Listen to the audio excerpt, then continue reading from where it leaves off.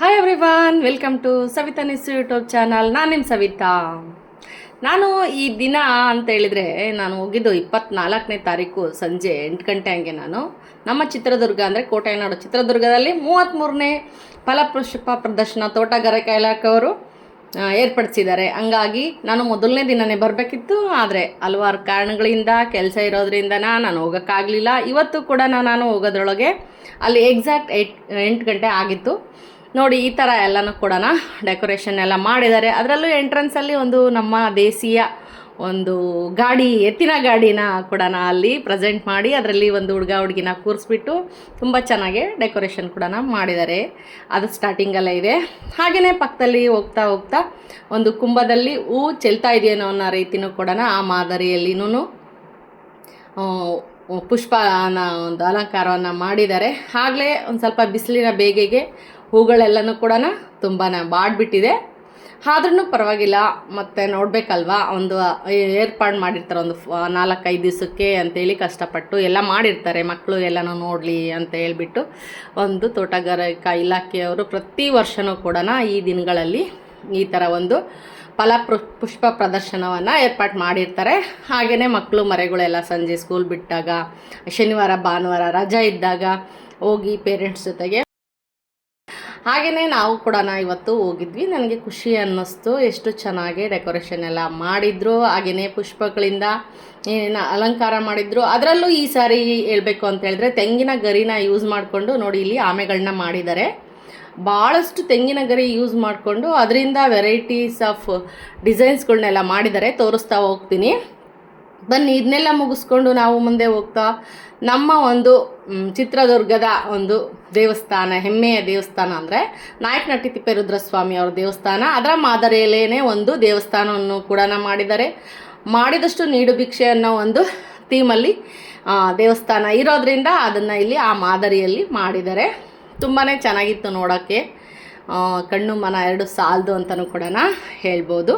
ಹಾಗೆ ಮುಂದೆ ಹೋಗ್ತಾ ನಮ್ಮ ಚಿತ್ರದುರ್ಗ ಅಂತೇಳಿ ಒಂದು ಲೈಟಿಂಗ್ಸಲ್ಲಿ ಪ್ರದರ್ಶನ ಮಾಡಿದ್ದಾರೆ. ಅದು ಕೂಡ ನಾನು ನೋಡೋದಕ್ಕೆ ತುಂಬ ಚೆನ್ನಾಗಿತ್ತು. ಹಾಗೆ ಒಂದು ಫೋಟೋ ತಗೊಂಡು ಒಂದು ತರಕಾರಿ ಅಂದರೆ ಟೊಮೆಟೊ ತುಂಬ ಅಗ್ವಾಗಿರೋದ್ರಿಂದ ಅದನ್ನು ಕೂಡ ಒಂದು ಸ್ವಿಮ್ಮಿಂಗ್ ಪೂಲು ಅಕ್ಕಪಕ್ಕ ಎಲ್ಲನೂ ಕೂಡ ಅದನ್ನು ಕೂಡ ಹಾಕಿದ್ದಾರೆ. ಹಾಗೆ ಮುಂದೆ ಸಾಕ್ತಾ ನೋಡಿದರೆ ನಾವು ಒನಕೆ ಓಬವ್ವನ ಒಂದು ಕಲಾಕೃತಿ ಮತ್ತು ಒಂಟಿಕಂಬದ ಬಸವಣ್ಣನೂ ಕೂಡ ಮಣ್ಣಿನಿಂದ ಮಾಡಿದ್ದಾರೆ. ಅದು ಕೂಡ ತುಂಬಾ ಚೆನ್ನಾಗಿ ಮೆರುಗನ್ನು ಕೊಟ್ಟಿತ್ತು ಅಂತಲೇ ಹೇಳ್ಬೋದು.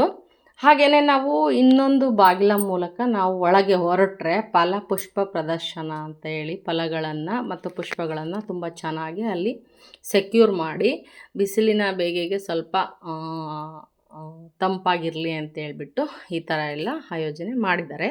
ಹಾಗೆ ಮುಂದೆ ಸಾಕ್ತಾ ನೋಡಿದರೆ ಸಾಹಿತಿ ನಮ್ಮ ವೇಣು ಅವರ ಒಂದು ಕಲಾಕೃತಿಗೆ ಪುಷ್ಪದಲ್ಲಿ ಅಲಂಕಾರ ಮಾಡಿ ಪುಷ್ಪಗುಚ್ಛಗಳ ಮಧ್ಯೆ ಹಾಗೆ ಒಂದು ಕರ್ನಾಟಕ ಮ್ಯಾಫನ್ನು ಕೂಡ ಬಿಡಿಸಿದ್ದಾರೆ. ಮೋಸಂಬೆ, ಟೊಮೆಟೊ ಎಲ್ಲನೂ ಹಾಕಿ ಕರ್ನಾಟಕ ಬರೆದು ನಮ್ಮ ವೇಣು ಅಂತ ಹೇಳ್ಬಿಟ್ಟು ಮಾಡಿಬಿಟ್ಟಿದ್ದಾರೆ.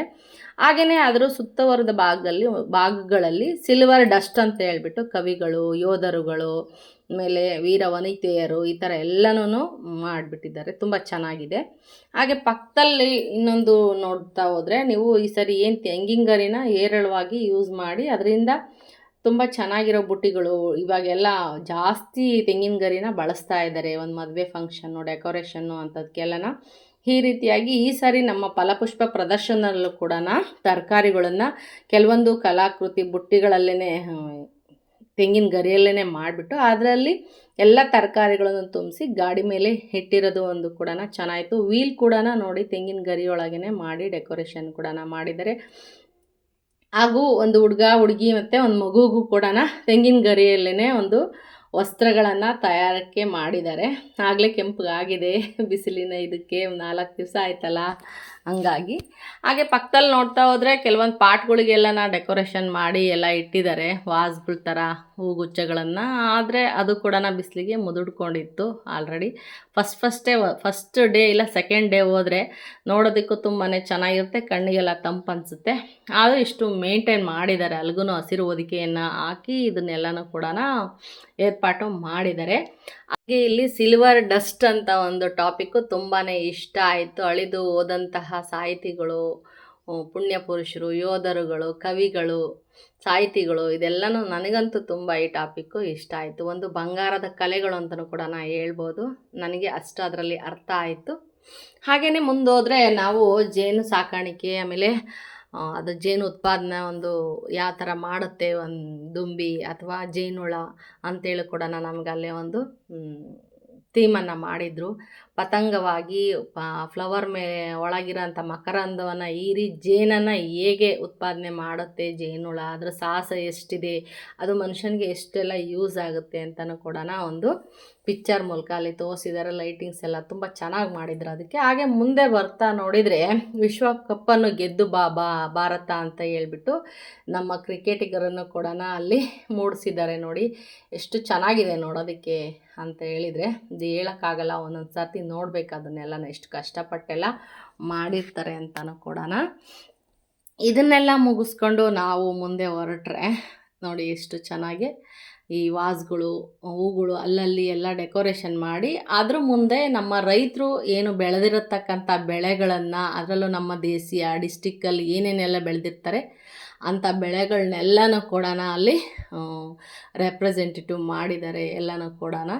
ನೋಡಿ ಆಯಾ ತರಕಾರಿಗಳ ಮೇಲೆ ಯಾವ್ಯಾವ ಊರಿನ ರೈತ ಬೆಳೆದಿದ್ದಾರೆ, ಯಾವ ಥರದ್ದದು ಅಂಥೇಳಿ ಆ ಫಲದ ಹೆಸರು, ಪುಷ್ಪದ ಹೆಸರು ಎಲ್ಲನೂ ಕೂಡ ಇಟ್ಟು ನಾಮಫಲಕಗಳನ್ನು ಕೂಡ ಇಟ್ಟಿದ್ದಾರೆ. ನಮ್ಮ ಚಿತ್ರದುರ್ಗದಲ್ಲಿ ಸುತ್ತಮುತ್ತಿನ ರೈತರು ಏನೆಲ್ಲ ಬೆಳೀತಾರೋ ಅದನ್ನೆಲ್ಲನೂ ಕೂಡ ಅಲ್ಲಿ ಇಟ್ಟು ನೋಡೋರಿಗೆ ಒಂದು ಮುದವನ್ನು ಕೊಟ್ಟಿದ್ದಾರೆ.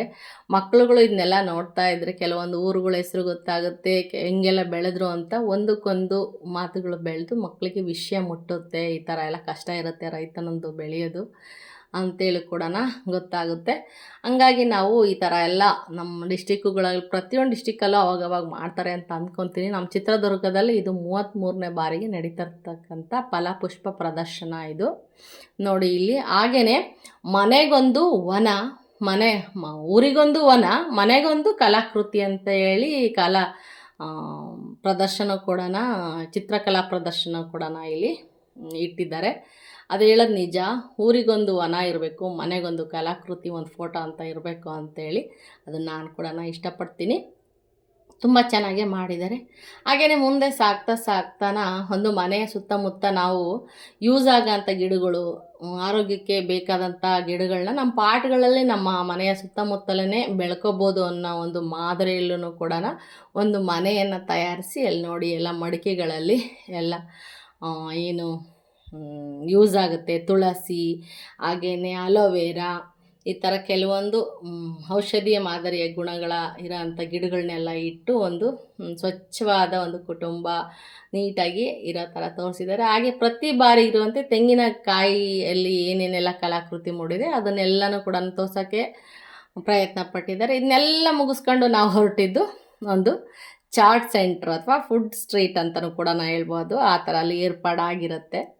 ಹಾಗೆಯೇ ನಮಗೊಂದು ಅಲ್ಲಿ ವೇದಿಕೆ ಕೂಡ ಇರುತ್ತೆ. ಹಾಡು ಹೇಳೋರು, ಕುಣಿಯೋರು, ಆಮೇಲೆ ಏನಾದರೂ ಮಾತಾಡೋರು ಎಲ್ಲರಿಗೂ ಕೂಡ ಅಲ್ಲಿ ಓಪನ್ ವೇದಿಕೆ ಕೂಡ ಏರ್ಪಾಟ್ ಮಾಡಿದ್ದಾರೆ. ಬಳಸ್ಕೊಳ್ಳೋರು ಬಳಸ್ಕೋಬೋದು. ಹಾಗೆಯೇ ಅಲ್ಲಿ ನಮ್ಮ ದೇಶೀಯ ಅಂದರೆ ನಮ್ಮ ದುರ್ಗದಲ್ಲಿ ಏನೆಲ್ಲ ಪ್ರಾಡಕ್ಟ್ ಎಲ್ಲ ಮಾಡ್ತಾರೆ ಅವ್ರುಗಳಿಗೂ ಕೂಡ ಅಲ್ಲಿ ಒಂದು ವೇದಿಕೆಯನ್ನು ಕಲ್ಪಿಸಿ ಕೊಟ್ಟಿದ್ದಾರೆ. ಹಾಗೆ ಇಲ್ಲಿ ನಮ್ಮ ಚಿತ್ರದುರ್ಗದವರು ಒಂದು ಪ್ರಾಡಕ್ಟನ್ನು ಇಟ್ಕೊಂಡಿದ್ದಾರೆ, ಕೇರಾಮೃತ ಅಂತೇಳಿ ಅವರು ಕೂಡ ಕೆಲವೊಂದು ಮಾತಾಡಿದ್ದಾರೆ. ಬನ್ನಿ ಕೇಳ್ಕೊಂಬರೋಣ. ಚಿತ್ರದುರ್ಗದವ್ರೇ, ಹಾಗಾಗಿ ಅವರು ಒಂದು ಸ್ವಲ್ಪ ಮಾತಾಡಿದ್ದಾರೆ. ನೋಡಿ ಇಲ್ಲಿ ಶಾಪನ್ನು ಮಾಡಿದ್ದಾರೆ. ಒಂದು 4-5 ಶಾಪ್ ಇತ್ತು ಅಷ್ಟೇ. ಭಾಳ ಶಾಪ್ಗಳೆಲ್ಲನ ಆಗ್ಲೇ ಖಾಲಿ ಮಾಡ್ಕೊಂಡು ಹೋಗಿದ್ರು. ಹೊರಗಾಗ್ತದೆ. ಆಮೇಲೆ ನಿಧಾನಕ್ಕೆ ಇದನ್ನು ತೊಗೊಳೋದ್ರಿಂದ ಫ್ಯೂಚರಲ್ಲಿ ಹಾರ್ಟ್ ಅಟ್ಯಾಕು, ಪ್ಯಾರಾಲಿಸಿಸ್, ಅಲ್ಝೈಮರ್ ಕಾಯಿಲೆ 100% ಬರೋದಿಲ್ಲ ಸರ್. ಆಮೇಲೆ ಇದರಲ್ಲಿ ಮೊನೋಲಾರಿಕ್ ಆಸಿಡ್ ಅಂತ ತಾಯಿ ಎದೆಯಲ್ಲಿರ್ತಕ್ಕಂಥ ಕಂಟೆಂಟ್ 56% ಇದೆ. ಇಂಗ್ರೀಡಿಯೆಂಟ್ಸ್ ಏನೇನು ಯೂಸ್ ಮಾಡಿದ್ದಾರೆ ಅದಕ್ಕೆ ಸರ್? ಇದು ಯಾವ ಇಂಗ್ರೀಡಿಯೆಂಟ್ಸ್ ಅಂದರೆ ಹಸಿ ತೆಂಗಿನಕಾಯಿ ಬಿಟ್ಟರೆ ಬೇರೆ ಯಾವ ಇಂಗ್ರೀಡಿಯೆಂಟ್ಸು ಇಲ್ಲ. ನೀವು ಯೂಸ್ ಮಾಡ್ತಕ್ಕಂಥ ಹಸಿ ತೆಂಗಿನಕಾಯಿ ಅದನ್ನು ಯಾವ ರೀತಿ ಅಂತಂದರೆ ತೆಂಗಿನಕಾಯಿ ಹಾಲು ತೆಗೆದು ಹಾಲನ್ನ ಫ್ರೀಸ್ ಮಾಡಿ, ಸೊ ಆ ಥರ ಯಾವುದೇ ಹೀಟ್ ಪ್ರೊಸೆಸ್ ಮಾಡ್ದಲೇ ತೆಗೆದಿರ್ತಕ್ಕಂಥ ಆಯಿಲ್ ಇದು 2 ಇಯರ್ಸ್ವರೆಗೂ ಏನೂ ಆಗೋದಿಲ್ಲ. ಕೆಲವೊಂದು ಕೊಬ್ಬರಿ ಎಣ್ಣೆ ಅವೆಲ್ಲ ಬೇಗನೆ ಹಾಳಾಗುತ್ತೆ. ಇದು 2 ವರ್ಷದವರೆಗೂ ಏನೂ ಆಗೋದಿಲ್ಲ. ಆ ಥರ ಮಾಡಿ ಕೆಮಿಕಲ್ ಯೂಸ್ ಯಾವ ರೀತಿಯೂ ಇಲ್ಲ ಸರ್. ಪ್ಯೂರ್ ಅಂದರೆ ಪ್ಯೂರ್. ಅಂದ್ರೆ ತೆಂಗಿನಕಾಯಲ್ಲಿ ಎಷ್ಟು ಪೋಷಕಾಂಶ ಇರುತ್ತೋ ಆಸ್ ಇಟ್ ಈಸ್ ಈ ಎಣ್ಣೆಯಲ್ಲಿ ಅದೇ ರೀತಿನೇ ಇರ್ತಕ್ಕಂಥದ್ದು. ಆಮೇಲೆ ನಿಮ್ಗೆ ಅಂದ್ರೆ ಏನಾದ್ರು ಬೇರೆ ಏನು ಕೆಮಿಕಲ್ ಯೂಸ್ ಮಾಡಿ ಏನೂ ಇಲ್ಲ ಏನೇನು ಇಲ್ಲ ಅದೇ ಪ್ಯೂರ್ ಇರೋದು. ಅದಕ್ಕೆ ಇರ್ತಕ್ಕಂಥದ್ದು ವರ್ಜಿನ್ ಕೋಕೋನಟ್ ಆಯಿಲ್ ಅಂತ, ಅದು ಕೇರಾಮೃತ. ಸೊ ಇದು ನಿಮ್ ಗಟ್ ಪ್ರಾಬ್ಲಮ್ ಏನೇ ಇರ್ಬೋದು, ಅಂದ್ರೆ ಜೀರ್ಣಕ್ಕೆ ಕ್ರಿಯೆ ಸರಿಯಾಗಿ ಇಲ್ಲದೆ ಇರ್ಬೋದು, ಅಸಿಡಿಟಿ ಆಗಿರ್ಬೋದು, 100% ಪ್ಯೂರ್ ಕ್ಲಿಯರ್ ಆಗುತ್ತೆ. ಆಮೇಲೆ ಹೆಣ್ಮಕ್ಳಲ್ಲಿ PCOD ಮತ್ತೆ ಥೈರಾಯ್ಡ್ ಸಮಸ್ಯೆ ಇದ್ರೆ ಅದು ಕೂಡ ನಿಧಾನಕ್ಕೆ ಡೇ ಬೈ ಡೇ ಕ್ಲಿಯರ್ ಆಗುತ್ತೆ. ಆಮೇಲೆ ನಮ್ಮ ನರ್ವ್ ಸಿಸ್ಟಮಲ್ಲಿ ಎಲ್ಲೇ ಬ್ಲಡ್ ಕ್ಲಾಟ್ ಅಂತಾರಲ್ಲ ಆ ಥರ ಇತ್ತು ಅಂತ ಕೂಡ ಅದನ್ನು ಕೂಡ ಕ್ಲಿಯರ್ ಆಗುತ್ತೆ ಸರ್. ನಮ್ಮ ನರ್ವಲ್ಲಿ ಏನೇ ಸಮಸ್ಯೆ ಇದ್ರೂ ಕೂಡ ಅದು ಕೂಡ ಕ್ಲಿಯರ್ ಆಗುತ್ತೆ. ಯಾರಿಗೆಲ್ಲ ಈ ಥರ ಪ್ರಾಬ್ಲಮ್ ಇದೆ ಅಂತೇಳಿ ಇದನ್ನು ತಗೋಬೇಕು ಅಂತ ಬಯಸೋರು ನಮ್ಮ ಚಿತ್ರದುರ್ಗದ ಪತಂಜಲಿ ಹಾಸ್ಪಿಟ್ಲ ಆಪೋಸಿಟ್ಟು ಕೇರಾಮೃತ ಅಂತ ಹೇಳ್ಬಿಟ್ಟು ತೆಂಗಿನ ಎಣ್ಣೆಯಿಂದ ಈ ಪ್ರಾಡಕ್ಟ್ ಸಿಗುತ್ತೆ, ತಗೋಬೋದು ಅಂತ ಹೇಳೋದಕ್ಕೆ ಇಷ್ಟಪಡ್ತೀನಿ. ಹಾಗೆಯೇ ನಾವು ಮುಂದುವರೆದು ಹೊರಟಾಗ ಇನ್ನೂ ಹಲವಾರು ಬೇರೆ ಬೇರೆ ಒಂದು 4-5 ಶಾಪ್ಗಳು ಕೂಡ ಅಲ್ಲಿ ಇದ್ದು ಅವರು ಕೂಡ ಕೆಲವೊಬ್ಬರಿಗೆಲ್ಲ ಮಾಹಿತಿಗಳನ್ನು ನೀಡ್ತಾಯಿದ್ದು. ಹಾಗೆಯೇ ನಾವು ಕೂಡ ಸ್ವಲ್ಪ ಹೊತ್ತು ಅಲ್ಲಿ ವಿಡಿಯೋ ಮಾಡಿಕೊಂಡು ನೆಕ್ಸ್ಟ್ ಎಲ್ಲ ನಾವು ಹೊರಟಿದ್ದು ಮುಗಿಸ್ಕೊಂಡು ಏನು ನಮಗೆ ಸಂಜೆ ಟೈಮ್ ಏನಾದರೂ ಒಂದು ಸ್ವಲ್ಪ ಚೀವ್ ಮಾಡಬೇಕು ಅಂತ ಇರುತ್ತಲ್ವ, ಹಂಗಾಗಿ ಆ ಒಂದು ಆಸೆನ ಈಡೇರಿಸ್ಕೊಳ್ಳೋಕ್ಕೋಸ್ಕರ ನಾವು ಹೊರಟಿದ್ದು ಚಾಟ್ ಸೆಂಟರ್ಗಳಿಗೆ. ನೋಡಿ ಹಾಗೆಯೇ ಚಾಟ್ ಸೆಂಟ್ರಿಗೆ ಹೋಗ್ತಾನೆ ಒಂದು ಮಧ್ಯದಲ್ಲಿ ಒಂದು ಕಾಟನ್ ಬ್ಯಾಗ್ಗಳೆಲ್ಲ ಈ ಥರ ಮಾರ್ಕೆಟಿಂಗಿಗೆ ತೊಗೊಂಬಂದು ಹಾಗೆ ಇಟ್ಕೊಂಡಿದ್ರು. ತುಂಬ ಚೀಪ್ ಆ್ಯಂಡ್ ಬೆಸ್ಟಾಗಿತ್ತು. ಹಾಗಾಗಿ ಯೂಸ್ ಆಗುತ್ತಲ್ಲ, ಬಂದಿದ್ದಕ್ಕೆ ಏನಾದರೂ ಒಂದು ತೊಗೊಂಡು ಹೋಗ್ಬೇಕಲ್ಲ ಅನ್ನೋ ಉದ್ದೇಶದಿಂದ ನಾನು 1-2 ಬ್ಯಾಗನ್ನು ತೊಗೊಂಡು ನೆಕ್ಸ್ಟ್ ನಾವು ಈ ಮಂಡಕ್ಕಿ ಮಿರ್ಚಿ, ಅದರಲ್ಲಿ ನಮ್ಮ ಚಿತ್ರದುರ್ಗದಲ್ಲಿ ತುಂಬ ಫೇವರೆಟ್ ಅಂತಲೂ ಕೂಡ ಹೇಳ್ಬೋದು. ಅದು ನಮಗೂ ಕೂಡ ಫೇವ್ರೇಟೇ. ಹಾಗೆ ಅದನ್ನು ಕೂಡ ಟೇಸ್ಟ್ ಮಾಡಿದ್ವಿ. ಹಾಗೆಯೇ ತುಂಬ ವೆರೈಟಿಯಾಗಿ ಎಲ್ಲ ಇತ್ತು ಫುಡ್ ಸ್ಟ್ರೀಟ್ ಎಲ್ಲನೂ. ಯಾರ್ಯಾರು ಬಾಳೆಕಾಯಿ ಬಜ್ಜಿ ಇತ್ತು, ಹಾಗೆಯೇ ವೆಜಿಟಬಲ್ ರೋಲ್ಸು, ಎಗ್ ರೋಲು, ಆಮೇಲೆ ಮೊಮೋಸ್ ಅಂತೇಳಿ ಮಾಡ್ತಾರಲ್ಲ, ಈಗ ನಮ್ಮ ಚಿತ್ರದುರ್ಗದಲ್ಲೇ ಹೊಸ ಹುಡುಗ ಬೇರೆ ಇದನ್ನು ಮಾಡ್ತಾ ಇದ್ದಾನಂತೆ ಎಕ್ಸ್ಟೆನ್ಷನ್ನಲ್ಲಿ. ಅವನು ಕೂಡ ನಮಗೆಲ್ಲ ತೋರಿಸ್ತಾ ಇದ್ದ, ಒಂದು ವಿಡಿಯೋ ಹಾಕಕ್ಕ ಅಂತಲೂ ಕೂಡ ಹೇಳ್ದ. ಹಾಗಾಗಿ ನಾನು ಕೂಡ ಅಲ್ಲಿ ಹಾಕಿದ್ದೀನಿ. ಎಕ್ಸ್ಟೆನ್ಷನಲ್ಲಿ ಮಾಡ್ತಾ ಇದ್ದಾನಂತೆ. ಒಂದೊಂದು ಪಾಂಪ್ಲೆಟ್ಸ್ ಕೂಡ ನಾನು ಇದರೊಳಗೆ ಹಾಕ್ತೀನಿ. ಮೊಮೋಸ್ ಪ್ರಿಯರು, ಎಗ್ ರೋಲ್, ವೆಜಿಟಬಲ್ ರೋಲನ್ನು ತಿನ್ನೋರು ಕೂಡ ಹೋಗ್ಬೋದು. ಹೊಸದಾಗಿ ಹೊಸ ವೆರೈಟಿ ಟೇಸ್ಟ್ಗಳನ್ನು ಕೂಡ ನಮಗೆ ಸಿಕ್ಕಂಗಾಗತ್ತೆ. ಮತ್ತು ನಾವು ಕೂಡ ಅಲ್ಲಿ ಟೇಸ್ಟ್ ಮಾಡಿದ್ವಿ, ಮೊಮೋಸನ್ನು ತೊಗೊಂಡ್ವಿ. ಆದರೂ ಒಂದು ಸ್ವಲ್ಪ ಚೇಂಜ್ ಆಗಬೇಕಪ್ಪ ಟೇಸ್ಟು, ಈ ಥರ ಇದೆ, ಇನ್ನೊಂದು ಸ್ವಲ್ಪ ಬೇಯಬೇಕು ಹಬೆ ಒಳಗೆ ಇದು ಅಂಥೇಳಿ ಕೂಡ ಹೇಳ್ದೆ. ಓಕೆ ಅಕ್ಕ, ನೆಕ್ಸ್ಟಿಂದ ಟ್ರೈ ಮಾಡ್ತೀನಿ ಅಂತಲೂ ಕೂಡ ಹೇಳ್ದೆ. ಹಾಗೆಯೇ ಅಲ್ಲೊಂದು ಪಾಂಪ್ಲೆಟ್ಸ್ ಕೂಡ ನಾನು ಹಾಕೋದಕ್ಕೆ ಇಷ್ಟಪಡ್ತೀನಿ. ಈಗಿನ ಯುವಕರು ನಿರುದ್ಯೋಗಿಗಳಾಗದೆ ಕೂತ್ಕೊಳ್ದೆ ಈ ಥರ ಕಷ್ಟಪಟ್ಟು ಏನಾದರೂ ಒಂದು ನಮ್ಮ ಸಮಾಜಕ್ಕೆ ವೆರೈಟಿಯಾಗಿ ಏನಾದರೂ ಬೇಕು, ಎಲ್ಲೆಲ್ಲೋ ಹೋಗಿ ತಿಂತೀವಿ, ಹಂಗಾಗಿ ಇಲ್ಲೇ ಮಾಡೋಣ ಅನ್ನೋ ಒಂದು ಟಾಪಿಕ್ ಮೇಲೆ ಮಾಡಿದ್ದಾನೆ. ಅವನಿಗೆ ಒಳ್ಳೆಯದಾಗಲಿ.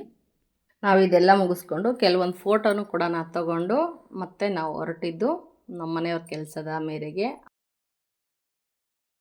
ಸ್ಟಿಚ್ಚಿಂಗಿಗೆ ಬಟ್ಟೆ ಕೊಟ್ಟಿದ್ದೆ, ಹಾಗೆ ಬರ್ತಾ ದಾರಿಯಲ್ಲಿ ನಾನು ಅದನ್ನು ಕೂಡ ಇಸ್ಕೊಂಬರ್ಬೇಕಿತ್ತು. ಮೆಜರ್ಮೆಂಟ್ ಎಲ್ಲ ಕೊಟ್ಟು ಬಂದಿದ್ವಿ. ಹಳೆ ಮೆಜರ್ಮೆಂಟ್ಗೆ ಹೊಲಿಯೋಕೆ ಹಾಕ್ತಿದ್ವಿ, ಬಟ್ ಸ್ವಲ್ಪ ಲೂಸಾಗಿ ಹೊಲಿದ್ರು ಅವರು ಟೈಲರು. ಹಾಗಾಗಿ ಸ್ವಲ್ಪ ಒಂದು ಆಲ್ಟ್ರೇಷನ್ ಮಾಡಿಕೊಡಿ ಅಂತ ಹೇಳ್ಬಿಟ್ಟು ನಾವು ಹೊರಟ್ವಿ. ಇದಾಗಿತ್ತು ಇವತ್ತಿನ ವೀಡಿಯೋ. ಇಷ್ಟ ಆದರೆ ಒಂದು ಲೈಕ್ ಮಾಡಿ, ಶೇರ್ ಮಾಡಿ, ಕಮೆಂಟ್ ಮಾಡಿ ಅಂತ ಹೇಳ್ತಾ, ಹೊಸದಾಗಿ ನೋಡ್ತಾರೆ ಸಬ್ಸ್ಕ್ರೈಬ್ ಮಾಡ್ಕೊಳ್ಳಿ. ನೆಕ್ಸ್ಟ್ ವೀಡಿಯೋದಲ್ಲಿ ನಾನು ನಿಮ್ಮ ಜೊತೆ ಸಿಗ್ತೀನಿ. ಬಾಯ್, ಮತ್ತೆ ಸಿಗೋಣ.